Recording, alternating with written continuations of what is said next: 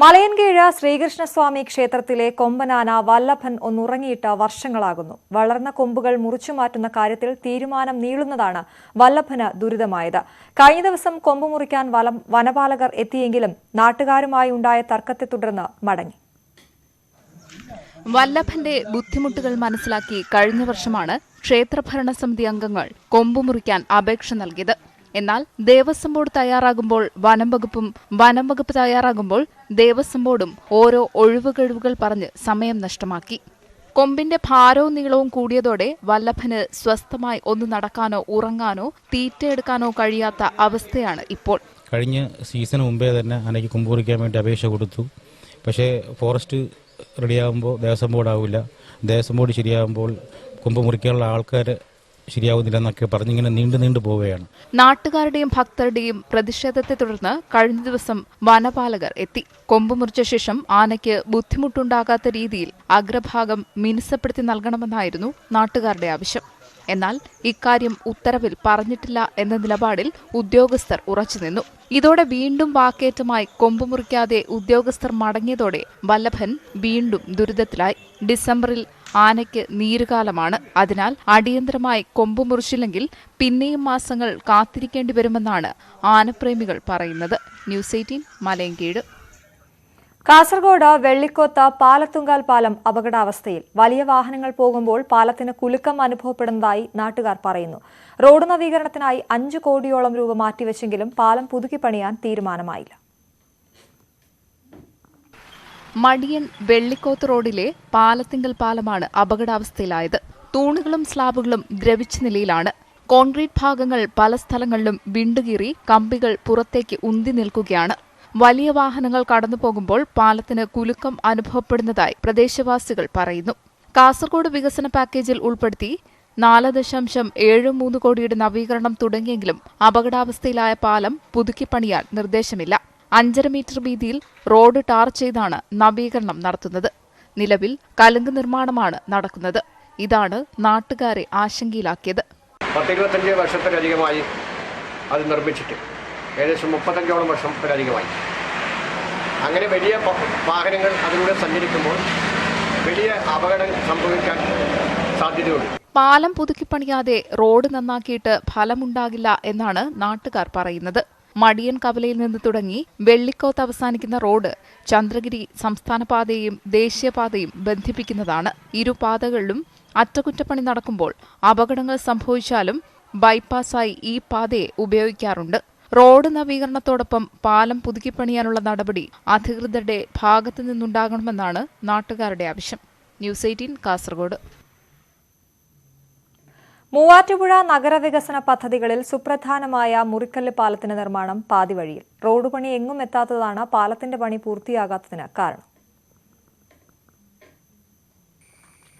ദേശീയപാത 49 തുടങ്ങി മൂവാറ്റുപുഴയാർ കടന്ന് MC റോഡിലേക്ക് പ്രവേശിക്കുന്ന ബൈപ്പാസ് റോഡും പാലവും ഉൾപ്പെടുന്നതാണ് മുറിക്കല്ല് പദ്ധതി. കടാതി മുതൽ മുറിക്കല്ല് വരെയുള്ള റോഡിന്റെ നിർമ്മാണത്തിന് 400 മീറ്റർ സ്ഥലം ഏറ്റെടുത്ത് കൈമാറിയിരുന്നു. പദ്ധതി പൂർത്തിയാകുന്നതോടെ കോട്ടയം, തൊടുപുഴ എന്നിവിടങ്ങളിൽ നിന്നും എറണാകുളം ഭാഗത്തു നിന്നുമുള്ള വാഹനങ്ങൾക്ക് നഗരത്തിൽ പ്രവേശിക്കാതെ ഇതുവഴി പോകാനാകും. ഇന്ന് 4.25 വർഷമായിരിക്കുന്നു മുറിക്കൽ പാലത്തിൻ്റെ മാറാടി ഭാഗത്തുള്ള അപ്രോച്ച് റോഡിൻ്റെ വേണ്ടിയുള്ള സ്ഥലം എടുക്കാൻ പോലും കഴിഞ്ഞിട്ടില്ല. അതിന് പണം നീക്കി വെച്ചിട്ടുണ്ടായിരുന്നു. ആ പണവും ദൗർഭാഗ്യവശാൽ നഷ്ടപ്പെടുന്ന സാഹചര്യമുണ്ടായി. ഇന്ന് പാലം അനാഥമായി, ഈ പദ്ധതി അനാഥമായി. മുറിക്കൽ പാലത്തിൻ്റെ അപ്രോച്ച് റോഡ് എന്ന് പറയുന്ന ആ ഭാഗം പോലും പൂർത്തീകരിക്കാൻ കഴിയാതെ ജനങ്ങളെ ആകെ ബുദ്ധിമുട്ടിച്ച് മുന്നോട്ട് പോവുകയാണ് ഇന്നത്തെ ഭരണാധികാരികൾ. ബൈപ്പാസ് റോഡില്ലാത്തത് മൂലം തൊടുപുഴയിൽ ഗതാഗതക്കുരുക്ക് രൂക്ഷമായിരുന്നു. ബൈപ്പാസുകൾ നിർമ്മിക്കുന്നതിന് ഫണ്ട് ലഭ്യമാണെങ്കിലും സ്ഥലം ഏറ്റെടുത്ത് നൽകുന്നതിനുള്ള കാലതാമസം മൂലം നിർമ്മാണം അനിശ്ചിതമായി നീളുകയാണ്. പദ്ധതി പാതിവഴി നിലച്ചതോടെ പ്രദേശം കാടുകയറി. ദീർഘവീക്ഷണമില്ലാതെയാണ് പ്രവൃത്തി തുടങ്ങിയതെന്നാണ് ആരോപണം. ഫണ്ട് ലഭിച്ചിട്ടും കൃത്യമായി വിനിയോഗിക്കാത്തത് മൂലം അതും നഷ്ടപ്പെടുകയായിരുന്നു. ന്യൂസ് 18 മൂവാറ്റുപുഴ. തൃശൂരിൽ കഞ്ചാവ് വേട്ട. 20 കിലോ കഞ്ചാവാണ് തൃശൂർ സിറ്റി ഷാഡോ പോലീസും മണ്ണുത്തി പോലീസും ചേർന്ന് പിടികൂടിയത്. കഞ്ചാവ് കടത്തിയ 2 പേർ അറസ്റ്റിലായി. എറണാകുളം സ്വദേശി ഷുഹൈൽ, മാള സ്വദേശി ഷാജി എന്നിവർ അറസ്റ്റ്.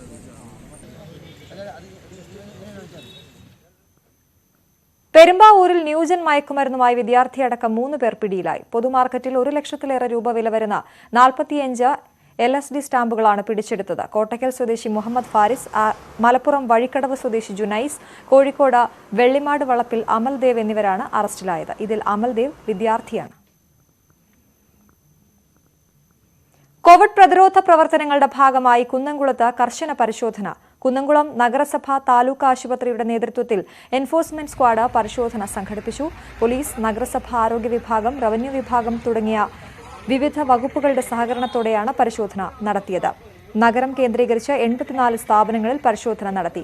കോവിഡ് വ്യാപനം തടയുന്നതിന് ബോധവൽക്കരണം നടത്തി. മാസ്ക് ധരിക്കാത്തവരിൽ നിന്ന്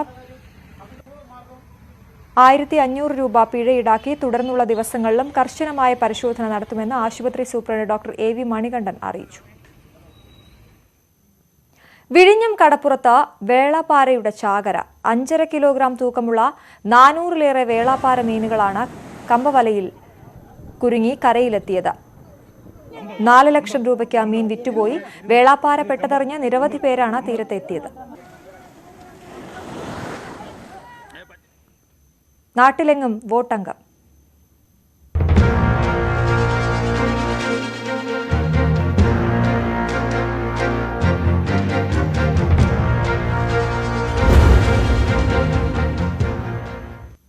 എക്കാലവും ഏറെ രാഷ്ട്രീയ ചുവടുമാറ്റങ്ങൾക്കും കടുത്ത പോരാട്ടത്തിനും വേദിയാണ് ബൈസൺ വാലി. ഇത്തവണയും കടുത്ത ത്രികോണ മത്സരമാണ് ബൈസൺ വാലി പഞ്ചായത്തിൽ.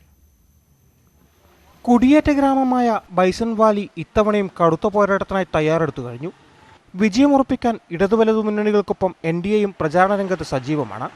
കേരള കോൺഗ്രസിന് ഏറെ സ്വാധീനമുള്ള പഞ്ചായത്തിൽ ജോസഫ് വിഭാഗങ്ങളിൽ ആർക്ക് കൂടുതൽ കരുത്താർജിക്കാൻ കഴിയുമെന്നതാണ് ഇത്തവണത്തെ തെരഞ്ഞെടുപ്പിൽ ഉറ്റുനോക്കുന്നത്. 2010-ൽ 13 വാർഡുകളിൽ 11 UDFന് ലഭിച്ചപ്പോൾ 2 സീറ്റ് മാത്രം കിട്ടിയ LDF കേരള കോൺഗ്രസിനെ ഇടതുപാളയത്തിലെത്തിച്ച് ഭരണം പിടിച്ചിരുന്നു. എന്നാൽ കഴിഞ്ഞ തെരഞ്ഞെടുപ്പിൽ ജനം വീണ്ടും UDFനൊപ്പം നിന്നു. ഇത്തവണ കേരള കോൺഗ്രസിന്റെ ശക്തി കേന്ദ്രമായ പഞ്ചായത്തിൽ ജോസ് വിഭാഗം ഒപ്പമെത്തിയതാണ് ഇടതുപക്ഷത്തിന്റെ വിജയപ്രതീക്ഷ. ബൈസൺ വാലി ഗ്രാമപഞ്ചായത്ത് കഴിഞ്ഞ 2 ടേമിലായി UDF ആണ് ഭരണനിർവഹണം നടത്തിക്കൊണ്ടിരുന്നത്. എന്നാൽ ഇപ്രാവശ്യം നല്ല ഭൂരിപക്ഷത്തോടുകൂടി ഇടതുപക്ഷ ജനാധിപത്യ മുന്നണിയുടെ ഭരണം പഞ്ചായത്തിലുണ്ട്, യാതൊരു സംശയവും. രാഷ്ട്രീയ അടവ് നയവും ചുവടുമാറ്റവും നടത്തി ഇടതുപാളയത്തിലുണ്ടായിരുന്നവരെ വലതുപാളയത്തിലെത്തിച്ച് മത്സരത്തിനിറക്കിയാണ് UDFന്റെ പരീക്ഷണം. CPM ഉൾപ്പെടെയുള്ള പാർട്ടികളിൽ നിന്നും കോൺഗ്രസിലേക്ക് മുൻ പഞ്ചായത്ത് മെമ്പർ ഉൾപ്പെടെയുള്ള ആൾക്കാർ കടന്നു വരികയും അവർ UDFന്റെ സ്ഥാനാർത്ഥിയായി മത്സരിക്കുകയും ചെയ്യുന്ന ഒരു സാഹചര്യം ബൈസൺ വാലി പഞ്ചായത്തിലുണ്ട്. അതിൻ്റെ പ്രതിഫലനമായിട്ട് ബൈസൺ വാലി പഞ്ചായത്തിൽ പൂർണ്ണമായും നല്ല ഒരു വിജയം നമുക്ക് കാഴ്ചവെക്കാൻ സാധിക്കുമെന്നാണ് കോൺഗ്രസിൻ്റെ ഭാഗത്തു നിന്നും UDFന്റെ ഭാഗത്തു നിന്നും എനിക്ക് പറയുവാനുള്ളത്. കഴിഞ്ഞ തവണ 3 വാർഡുകളിൽ 2ാം സ്ഥാനത്തെത്തിയ NDA ഇത്തവണ 10 വാർഡുകളിൽ സ്ഥാനാർത്ഥികളെ നിർത്തിയിട്ടുണ്ട്. 5 വാർഡുകളിൽ വിജയമുറപ്പിക്കാൻ കഴിയുമെന്നാണ് NDAയുടെ പ്രതീക്ഷ. ഭൂരിപക്ഷം സീറ്റിലും മഹിളാ സ്ഥാനാർത്ഥികളെയാണ് നിർത്തിയിരിക്കുന്നത്. 2 പേര് കോൺഗ്രസിൽ നിന്ന് വന്ന ആളുകൾക്ക് സീറ്റ് കൊടുത്തിട്ടുണ്ട്. ഒരു കോൺഗ്രസിൻ്റെ ജില്ലാ ഉത്തരവാദിത്തമുള്ള ആളുകളാണ്. അപ്പോൾ 5 വാർഡ് നമ്മൾ വിജയപ്രതീക്ഷ വെച്ച് പുലർത്തുന്നു. അതിൽ കഴിഞ്ഞ പ്രാവശ്യം 4 വാർഡ് നമ്മൾ 2ാം സ്ഥാനത്ത് വന്നതാണ്. കടുത്ത ത്രികോണ മത്സരത്തിന് ബൈസൺ വാലി വേദിയാകുമ്പോൾ ജനങ്ങൾ ആർക്കൊപ്പം നിൽക്കുമെന്ന ചോദ്യം ഏറെ പ്രസക്തമാണ്. ഭരണ തുടർച്ചയ്ക്കായി UDFും അധികാരത്തിലേക്കെത്താൻ LDFും കരുത്തുകാട്ടാൻ NDAയും ശക്തമായ പ്രചാരണ പരിപാടികളിലാണ്. News 18 bison Valley. സ്ഥാനാർത്ഥിയുടെ ഭാര്യയ്ക്ക് നേരെ ആക്രമണം. മുക്കം നഗരസഭ 5ാം ഡിവിഷനിലെ LDF സ്ഥാനാർത്ഥി നൌഫലിന്റെ ഭാര്യ ഷാനിദയ്ക്ക് നേരെയാണ് ആക്രമണമുണ്ടായത്. ഷാനിദ ജോലി ചെയ്യുന്ന തിരുവമ്പാടിയിലെ സ്വകാര്യ ലാബിൽ വെച്ചാണ് ആക്രമണം നടന്നത്.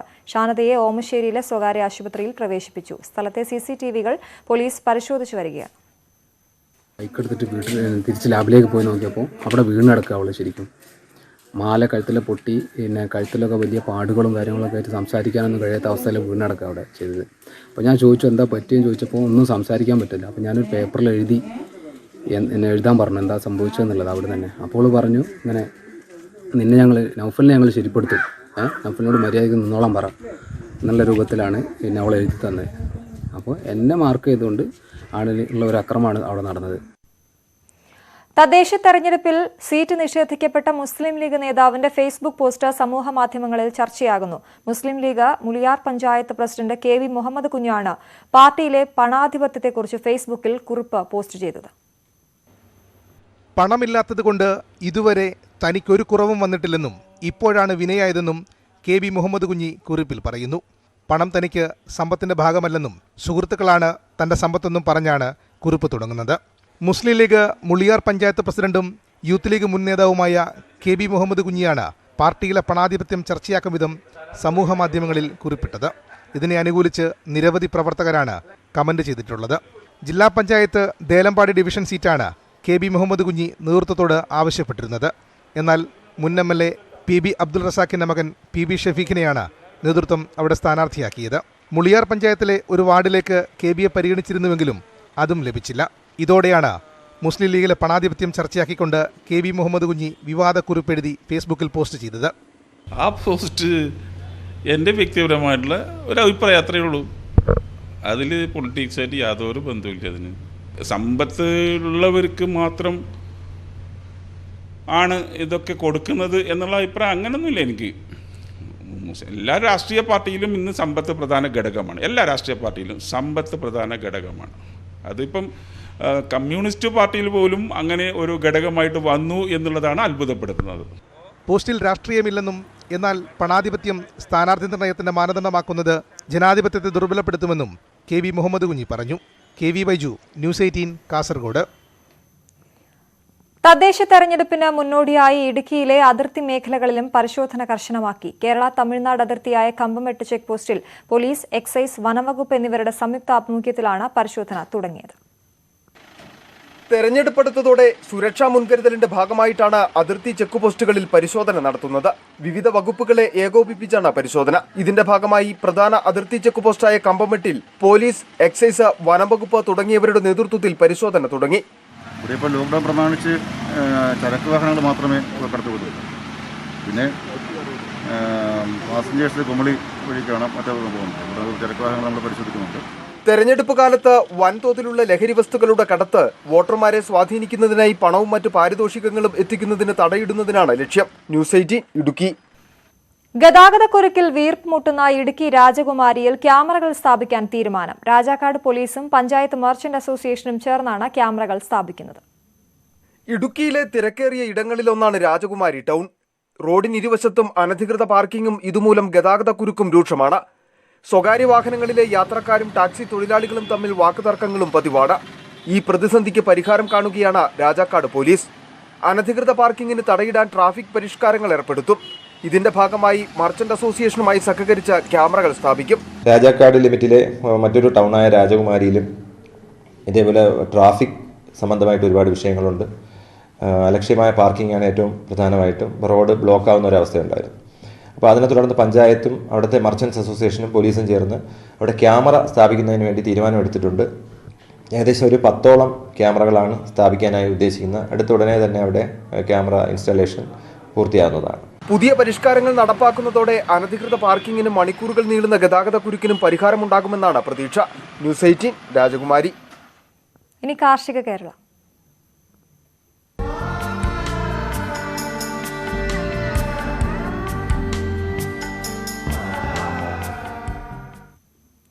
നെൽകൃഷിയെ ജീവിതത്തോട് ചേർത്ത് വയ്ക്കുകയാണ് ഇടുക്കി രാജാക്കാട്ടെ കർഷകനായ റോയ്. സമീപത്തെ മുഴുവൻ കർഷകരും നെൽകൃഷിയിൽ നിന്നും പിൻവാങ്ങിയിട്ടും ഒരു തവണ പോലും റോയ് കൃഷി മുടക്കിയിട്ടില്ല.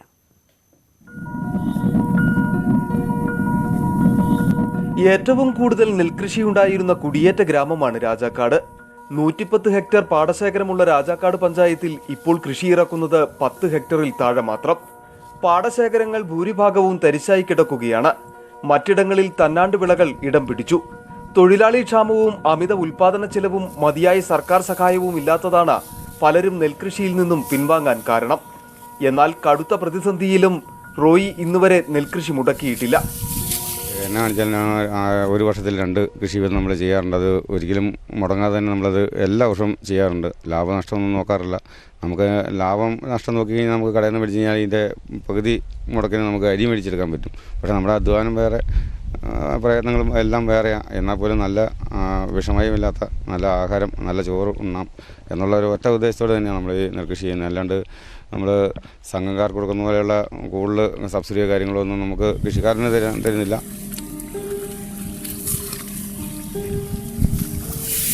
തൊഴിലാളികളെ കിട്ടാനില്ലാത്തതിനാൽ റോയിയും ഭാര്യ മേഴ്സിയും മക്കളായ എബിനും നിതിനും ചേർന്നാണ് കൃഷി പരിപാലനം. ഇത്തവണയും 100 മേനി വിളവ് ലഭിച്ചു. വിളവെടുപ്പിന് ഇക്കുറി അയൽവാസികളും എത്തി. കൊയ്തെടുക്കുന്ന കറ്റകൾ ടാർപോളിൻ വിരിച്ച് അതിൽ നിരത്തി വാഹനം കയറ്റിയാണ് മെതിച്ചെടുക്കുന്നത്.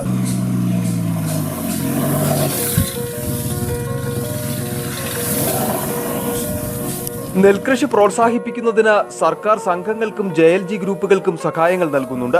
എന്നാൽ പതിറ്റാണ്ടുകളായി കൃഷി മുടങ്ങാതെ മുമ്പോട്ട് കൊണ്ടുപോകുന്ന കർഷകർക്ക് വേണ്ട രീതിയിലുള്ള പരിഗണന ലഭിക്കുന്നില്ലെന്ന പരാതിയും കർഷകർക്കുണ്ട്. ന്യൂസ് 18 രാജാക്കാട്. ടെറസിന് മുകളിൽ കൂവ കൃഷി ചെയ്ത മികച്ച വിളവ് നേടിയിരിക്കുകയാണ് ചേന്നമംഗലൂരിലെ ഒരു കർഷകൻ. പുൽപ്പറമ്പ് സ്വദേശിയായ അബ്ദുറഹ്മാനാണ് മികച്ച വിജയം കൈവരിച്ചത്. കാട്ടുപന്നി ശല്യവും എലിശല്യവും മൂലമാണ് അബ്ദുറഹ്മാൻ തന്റെ കൃഷി ടെറസിലേക്ക് മാറ്റിയത്. മുക്കം പുൽപ്പറമ്പ് സ്വദേശിയായ അബ്ദുറഹ്മാന് 70-ാം വയസ്സിലും കൃഷി ആവേശമാണ്. എന്നാൽ അടുത്ത കാലത്തായി കാട്ടുപന്നി ശല്യവും എലിശല്യവും കാരണം കൃഷി വിളവെടുക്കാൻ ഈ കർഷകന് കഴിയാറില്ല. ഇതിനു പരിഹാരമായാണ് ടെറസിന് മുകളിൽ കൃഷി ആരംഭിച്ചത്. പച്ചക്കറികളായിരുന്നു ആദ്യം കൃഷി ചെയ്തിരുന്നത്. ഇപ്പോൾ കൂവ കൃഷിയിലേക്ക് ചുവടുമാറ്റിയിരിക്കുകയാണ് അബ്ദുറഹ്മാൻ. താഴെ നട്ടെടുത്തോളം നേരെ കിട്ടില്ല. മുഴുവനും എലിയായിട്ടും പന്നിയായിട്ടും പല രൂപത്തിൽ നഷ്ടപ്പെട്ടു പോലാണ്. ഇവിടെ കയറിയാൽ ഒരു ബുദ്ധിമുട്ടുമില്ല. കുറച്ച് നന വേണ്ടിയുണ്ട്. ബാക്കിയുള്ളതൊക്കെ സുഖമായിട്ട് നല്ല കൃഷി ഉണ്ടാകലുണ്ട്, മെച്ചം ഉണ്ടാകലുണ്ട്. കഴിഞ്ഞ 3 വർഷമായി കൂവ കൃഷി ചെയ്തു വരികയാണ് അബ്ദുറഹ്മാൻ. 7 മാസം കൊണ്ട് വിളവെടുക്കാമെന്നതും കൂവയുടെ പ്രത്യേകതയാണ്. ഇത്തവണയും മികച്ച വിളവ് ലഭിച്ചു. 1 ക്വിന്റൽ കൂവയാണ് ലഭിച്ചത്. 1 കിലോയ്ക്ക് ശരാശരി 1000 രൂപ വരെ വിലയുണ്ട്. ഈ മൂത്രക്കളച്ചിനൊക്കെ ഏറ്റവും നല്ല സാധനമാണ്. പിന്നെ ഒരു മായമില്ലാത്ത സാധനമാണ്. ആർക്കും ഉപയോഗിക്കാം. കോഴികളെ ഉപയോഗിക്കുന്നുണ്ട്. ചോറുകാർ പറ്റില്ല എന്ന് പറയുന്നുണ്ട്. എന്നാലും എല്ലാവരും ഞങ്ങൾക്ക് ഇഷ്ടം പോലെ ഉപയോഗിക്കുന്നുണ്ട്. അല്പം പരിശ്രമവും കൃഷിയിൽ താല്പര്യവുമുണ്ടെങ്കിൽ സ്ഥലം ഒരു പ്രശ്നമല്ലെന്നും ഏത് കൃഷിയും മികച്ച വിജയമാകുമെന്നും തെളിയിച്ചിരിക്കുകയാണ് അബ്ദുറഹ്മാൻ എന്ന ഈ കർഷകൻ. ന്യൂസ് 18 മുക്കം. കാസർഗോഡ് ഡിപ്പോയിൽ നിന്നും KSRTCയുടെ സ്കാനിയ ഉൾപ്പെടെ ദീർഘദൂര സർവീസുകൾ പുനരാരംഭിച്ചു. അന്തർ സംസ്ഥാന റൂട്ടിൽ മംഗളൂരുവിന് പുറമെ സുള്ളിയ, പുത്തൂർ എന്നിവിടങ്ങളിലേക്കുള്ള സർവീസും തുടങ്ങി. കോവിഡ് നിയന്ത്രണങ്ങളുടെ ഭാഗമായി കാസർഗോഡ് ഡിപ്പോയിൽ നിന്നും നിർത്തിവെച്ച ദീർഘദൂര സർവീസുകളാണ് പുനരാരംഭിച്ചത്. ഡിപ്പോയിൽ നിന്നും പാല, ആലപ്പുഴ, പാലക്കാട് സൂപ്പർ ഡീലക്സ് സർവീസുകളും തിരുവനന്തപുരം സ്കാനിയ ബസ്സും സർവീസ് തുടങ്ങി. പതിവ് തീവണ്ടി സർവീസുകൾ ആരംഭിക്കാത്തത് കാരണം അതിഥി തൊഴിലാളികൾ ഉൾപ്പെടെ കടുത്ത യാത്രാ ദുരിതത്തിലായിരുന്നു. KSRTCയുടെ കൂടുതൽ സർവീസുകൾ ആരംഭിച്ചത് യാത്രക്കാർക്ക് ആശ്വാസമായി. അടുത്ത ആഴ്ചയോടെ അടൂർ, പത്തനംതിട്ട, കൊട്ടാരക്കര സർവീസുകളും പുനരാരംഭിക്കുമെന്ന് ട്രാൻസ്പോർട്ട് ഓഫീസർ മനോജ് കുമാർ പറഞ്ഞു. പഴയ കളക്ഷൻ പ്രതീക്ഷിക്കുന്നില്ല. കാരണം പഴയ നമ്മളിപ്പോൾ സ്റ്റാൻഡിംഗ് ഒന്നും എടുക്കില്ല. ഒരു സീറ്റിംഗ് ലോഡ് മാത്രമേ കിട്ടുന്നുള്ളൂ. അതുമല്ല ഏകദേശം അവശ്യ ആൾക്കാർ മാത്രമേ യാത്ര ചെയ്യുന്നുള്ളൂ. അതുകൊണ്ട് പഴയ ഒരു കളക്ഷനിലേക്ക് വരാനായില്ല. എന്തായാലും അത് ജനജീവിതം സാധാരണ നിലയിലേക്ക് വന്നാലും മാത്രമേ അത് ബന്ധപ്പെട്ട് ഇതാണ്ടാവും. പൊതുജനങ്ങളുടെ തുടർച്ചയായ ആവശ്യം പരിഗണിച്ച് അന്തർ സംസ്ഥാന റൂട്ടിൽ മംഗളൂരുവിലേക്കുള്ള സർവീസ് കഴിഞ്ഞ ദിവസം പുനരാരംഭിച്ചിരുന്നു. കർണാടക, കേരള ട്രാൻസ്പോർട്ട് കോർപ്പറേഷനുകളുടെ 19 ബസ്സുകൾ വീതമാണ് സർവീസ് നടത്തുന്നത്. ഇതിനു പുറമെ പുത്തൂർ, സുള്ളിയ റൂട്ടിലും സർവീസുകൾ പുനരാരംഭിക്കാൻ തീരുമാനമായി. ന്യൂസ് 18 കാസർഗോഡ്. അർഹതയുണ്ടായിട്ടും വീട് നിഷേധിക്കപ്പെട്ട ഒരു നിർധന ആദിവാസി കുടുംബം. കോതമംഗലം കുട്ടമ്പുഴ പഞ്ചായത്തിലെ മേട്നാപ്പാറക്കുടിയിലാണ് ഈ നീതി നിഷേധം. കുട്ടമ്പുഴ പഞ്ചായത്തിലെ മാമലക്കണ്ടത്തിന് സമീപം 10-ാം വാർഡായ മേട്നാപ്പാറ ആദിവാസി കോളനിയിലെ തോമസ് ആലമ്മ ദമ്പതികൾക്കാണ് അർഹതയുണ്ടായിട്ടും വീട് നിഷേധിക്കപ്പെട്ടത്. 17 വയസ്സുള്ള ഭിന്നശേഷിക്കാരിയായ ഏക മകളുമായി ദുരിത ജീവിതമാണിവർ നയിക്കുന്നത്. പലതവണ അപേക്ഷകൾ നൽകിയിട്ടും പരാതികൾ പറഞ്ഞിട്ടും അധികൃതർ കനിയുന്നില്ലെന്നാണ് ഇവരുടെ പരാതി. നിലവിലുള്ള വീട് അടച്ചുറപ്പില്ലാത്തതും ചോർന്നൊലിക്കുന്നതുമാണ്.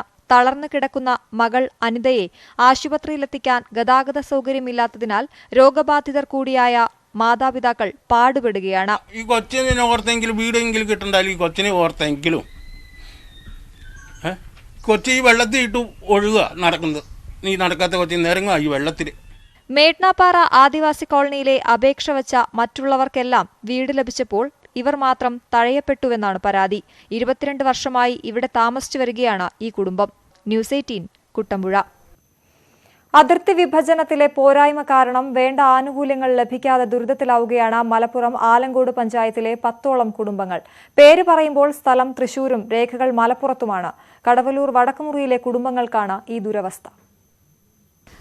മലപ്പുറത്തെയും തൃശൂരിനെയും വേർതിരിക്കുന്ന കടവല്ലൂർ പാടത്തിന് മറുകരയിൽ താമസിക്കുന്ന 10ഓളം കുടുംബങ്ങളാണ് ബുദ്ധിമുട്ടിലായത്. അതിർത്തി വിഭജനത്തിലെ പോരായ്മ കാരണം ഇവർ ദുരിതമനുഭവിക്കാൻ തുടങ്ങിയിട്ട് കാലങ്ങളായി. വാട്ടർ കണക്ഷനായി അതോറിറ്റിയെ സമീപിച്ചാൽ പരിഹാരമില്ല. ലാൻഡ് ഫോണിനായി അപേക്ഷിച്ചാലും സ്ഥിതി ഇതുതന്നെ. കാരണം രേഖകൾ മലപ്പുറം ജില്ലയിലും സ്ഥലം തൃശൂർ ജില്ലയിലും. പഠനകാര്യങ്ങൾക്കും ജോലി സംബന്ധമായും ഓൺലൈൻ അപേക്ഷ നൽകിയാൽ തെറ്റായ വിവരമാണെന്നാണ് ഉദ്യോഗസ്ഥരും ഇവരെ അറിയിക്കുക. ഞങ്ങൾ 10ഓളം വീടുകളാണ് ഇവിടെ ഉള്ളത്. ഇവിടുന്ന് അങ്ങോട്ട് ഏക്കർ കണക്കിന് പാടായതുകൊണ്ട് മറ്റ് ഭരണ സംവിധാനങ്ങളൊന്നും ഇങ്ങോട്ട് നമുക്ക് വേണ്ട രീതിയിൽ കിട്ടാറില്ല. അവരെ കുറ്റം പറഞ്ഞിട്ട് വരില്ല. അവർക്ക് ഇങ്ങോട്ട് എത്താൻ എപ്പോഴെങ്കിലൊക്കെ എത്തി ഞങ്ങളുടെ വിഷമങ്ങൾ അന്വേഷിക്കാറുണ്ട്. അവർ കുറ്റം പറയുന്നില്ല. പക്ഷെ ഇങ്ങനൊരു ബുദ്ധിമുട്ട് ഞങ്ങൾ അനുദിനം അനുഭവിച്ചുകൊണ്ടിരിക്കുകയാണ്. സ്ഥലം തൃശൂർ ജില്ലയുടെ ഭാഗമാക്കുകയാണെങ്കിൽ സൗകര്യപ്രദമായിരിക്കുമെന്നാണ് ഇവരുടെ അഭിപ്രായം. പ്രശ്നപരിഹാരത്തിനായി അടിയന്തര നടപടികൾ കൈക്കൊള്ളണമെന്നാണ് ഇവിടുത്തുകാരുടെ ആവശ്യം. ന്യൂസ് 18 ചങ്ങരംകുളം. കോഴിക്കോട് ഗുജറാത്തി സ്ട്രീറ്റിൽ ചുമർ ചിത്രത്തിന് മുകളിൽ ഒട്ടിച്ച പോസ്റ്ററുകൾ CITU പ്രവർത്തകർ തന്നെ നീക്കി. ജില്ലാ നേതൃത്വത്തിന്റെ ഇടപെടലിനെ തുടർന്നാണ് പോസ്റ്ററുകൾ നീക്കം ചെയ്തത്. ചിത്രത്തിന് മുന്നിൽ ഫോട്ടോ എടുക്കാനെത്തുന്ന യുവാക്കൾ സദാചാര വിരുദ്ധമായി പെരുമാറുന്നു എന്നാരോപിച്ചായിരുന്നു പോസ്റ്റർ ഒട്ടിച്ച് ചിത്രം മറച്ചത്.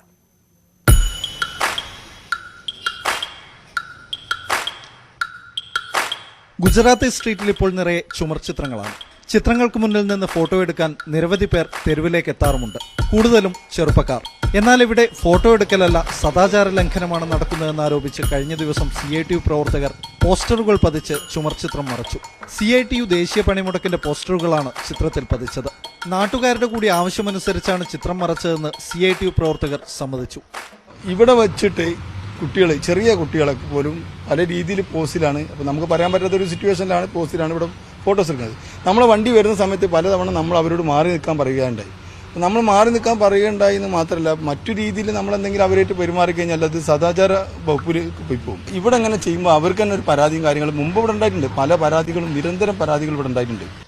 CITU പ്രവർത്തകരുടെ നടപടി ആവിഷ്കാര സ്വാതന്ത്ര്യത്തിലുള്ള കടന്നുകയറ്റമാണെന്നും സദാചാര പോലീസിംഗ് ആണെന്നുമുള്ള വിമർശനമുയർന്നു. ട്രേഡ് യൂണിയൻ നേതൃത്വം ഇടപെട്ടു. സദാചാര പോലീസിംഗ് CITUവിന്റെ പണിയല്ലെന്ന് നേതാക്കൾ തീർത്തു പറഞ്ഞു. CITUവിന്റെ ജോലിയല്ലേ. അത്തരത്തിലൊരു സദാചാര പോലീസ് ചമയാൻ CITU താല്പര്യപ്പെടുന്നില്ല. അങ്ങനെ ചെയ്യരുത് എന്നുള്ളത് തന്നെയാണ് CITUയുടെ നിലപാട്. അതൊക്കെ ചെയ്യുന്ന വിഭാഗം ഉണ്ടാവും, ഞങ്ങൾ അതിനെ അനുകൂലിക്കുന്നില്ല. അത് തെറ്റാണ് എന്ന നിലപാടിൽ ഉറച്ചു നിൽക്കുന്ന ഒരു സംഘടനയാണ് CITU. പിന്നീട് പോസ്റ്റർ ഒട്ടിച്ചവർ തന്നെ അത് ഇളക്കി മാറ്റി.